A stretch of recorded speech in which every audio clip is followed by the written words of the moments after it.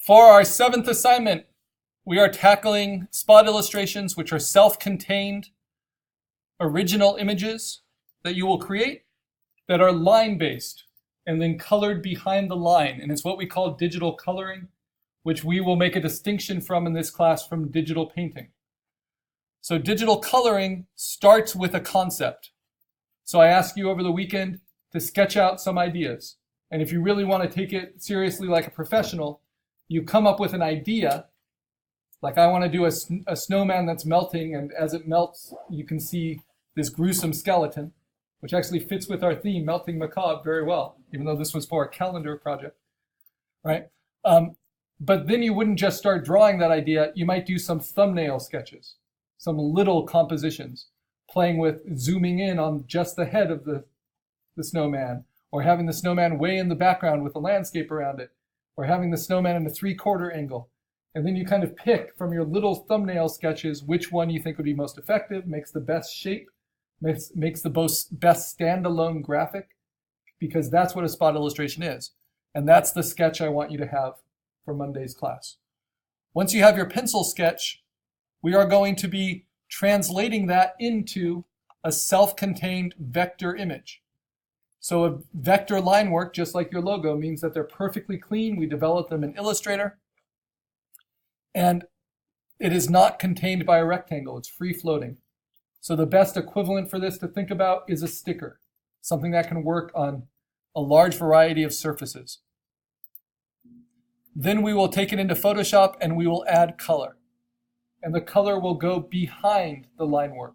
Like stained glass windows, the color goes into the leading, the line work, the tracery around the design. And we'll have the option to color the line work, but this student did not do that. And then, because we'll have this versatile spot illustration, we will see how that works on a variety of products, and you'll have the option to sell them if you like. So this is a sticker that you can buy. The design might change, from your first sketch to the end product, but you hope to be improving it as you go. And this student added a composited element, right? So their sketch was this element, and then they added the car. And it's up to you how you get your pixels, right? As long as it's an original image, by the end, he composited in that car and then brought it into Illustrator and then live traced it, made it into a new vector, and colored it in Photoshop. That's fine. So you might want to composite your sketch together. That's fine. So this is a great sketch. It's beautiful. It doesn't work as a spot illustration yet, simply because that rain is cropped off, right? So to make it a spot illustration, she had to lose the rain. But the puddle still works great. And that makes it versatile. But then in our next assignment, we'll be adding a text design to this and putting it onto a poster background. So then she could add the rain back in for the poster. So just kind of conceptualizing, and I know there's a sticker book going around, what a spot illustration is. That doesn't mean you can't use shapes to contain big ideas, but don't just let them be a default shape. So this has a rounded rectangle, but then it has things breaking the shape. And so that makes it a more versatile spot illustration. On and on and on. These can be used as medallions. These can be used as stickers, as characters. All right. So those are the past student examples.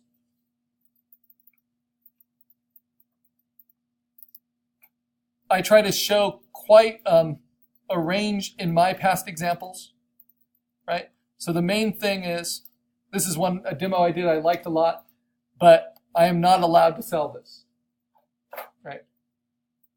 And I know that because they asked me to stop. So this is fan art, and fan art's something you see a lot of spot illustrations for, and you can design it, you can put it in your portfolio, you can show it to people, but you can't sell it, right? Unless you get permission for it. And because this is based on the 2014 production of Godzilla and that design, even though it's all my own, version of it, it's not a good idea to try to sell it. or really sell any product that has Godzilla in the tags. So this is a nice little sketch, right? Yep, it's from Jeff Smith's character, Bone. And this is not a spot illustration, right? But to make it a spot illustration, you just have to isolate the thing that you think is most interesting, convert it into a vector. And then we're going to add our own digital coloring behind. This is a unique spot illustration, but it's using compositing. It's using compositing of a Leonardo da Vinci sketch. That is in the public domain, which is nice. He's been dead a long time. And this skull image. Mario, again, I can't sell this, but it's fun to do. And this is a combination of drawn elements and composited elements.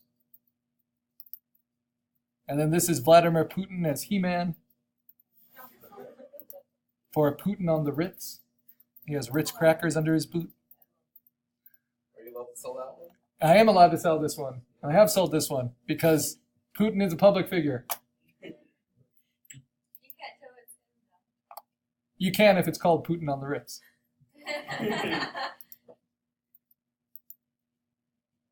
And on and on and on. You can use this for practical purposes. Christmas cards. Yeah, this is a Pokemon design of our mascot, Nico. What type is it? I know it's flying, but what else? It's a bird type with air properties. Flying steel, okay. Oh, that was banned in the tournament the other day. And you can see the versatility. So once you design one, you'll be able to use it in lots of ways. Right? Oh my lord. You really want Yo, why is my name on the logo? Nico? That's the name of our mascot. I'm copyrighted. Damn it. Oh, really now? It's like that. Yes. So on and on and on. I tend to do lots of versions of Nico. I didn't know it was that popular. All right. So for this semester, we are using just as a default theme. If you don't have any better ideas, it's a pretty good and evocative theme. For assignment 7, we are continuing the theme that Art Club chose, Melting Macabre. And even though I don't have a practical reason for this, but I think I'm probably going to make it a t-shirt for a Christmas gift for my kids, I'm going to use this sketch of a My Little Pony. I had something practical I need to do for Earth Day, but I'll just do that on my own time. So it's good to do something you're interested in for this, because it's going to be frustrating. And you want to be invested in how it turns out, right? So that's my pencil sketch. What's the first thing we'll do with your pencil sketch? And this is what you need to bring in on Monday. We might bring it in and then clean it up, right? Just brighten it, use levels to make it clear. And I can either digitally ink on top of this in Illustrator, and I'll be demonstrating that, or I can take a piece of tracing paper, as I did here, and ink on top of that. Now I point this out because when you ink, even this is all analog, notice the kind of decisions you're having to make. It's very much like vectorizing. So graphite is soft, right? It's shaved metal that's spread out across the little grooves of the paper and gives you a soft edge. And when you push harder with the shaved metal, you get a darker mark. You get more of those shavings. And so when you fill in with graphite, it looks like that. But ink is not shavings. Ink is a puddle of opaque ink, right? And so when you fill in, this is on tracing paper, it's more of a shape that you're cutting out. And you have to decide, okay, what is the outer side of the shape? What's the inner side? When is the line going to be thin? When is it going to be thicker? Just like we'll have to do as a vector. So when I scan my inks, the first step I do there is I clean them up. And I clean them up just in Photoshop, just like I would clean up my pencil sketch. But now those inked lines are a lot closer to being a solid shape. And the closer you can get them to this before you bring it into Illustrator, the better it will live trace. The less cleaning up you'll have to do. Now, no matter how cleanly you ink, no matter how well you clean it up in Photoshop and scan it, it's not going to be perfect. You see that little debris there, the little colored pixels, because this is raster, right? It's not as clean as a vector. So that is why we're going to finish up the line work in Illustrator. And the easiest way, I'll remind you, if you are prepared, if you have the ink drying and you've cleaned it up, the easiest way to get really good vector line work is to live trace it. And then to make alterations and clean it up within Illustrator. That is if you are new to Illustrator and don't like using the tablet, which is many of you, right? But the other way, you still need a pencil sketch. The other way is to put that pencil sketch in Illustrator, like I showed at the beginning of the last assignment. Illustrator's taking a long time to open. And then you simply use that as your template. You onion skin over that raster file, and you digitally ink with shapes in Illustrator over the top.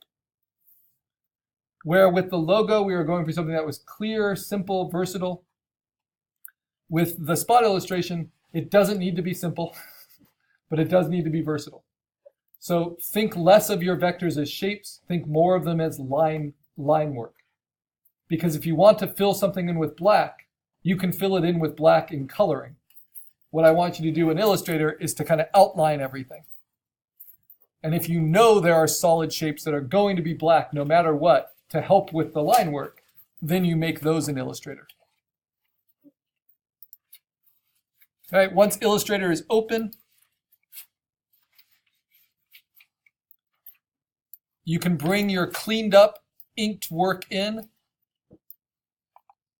For those of you who had experience trying to bring in pencil work, no matter how clean that pencil is, it's going to live trace in a really jagged manner because of the soft edge of pencil. So all you do is you just open up your clean ink in Illustrator. And because that's a raster file that we scan,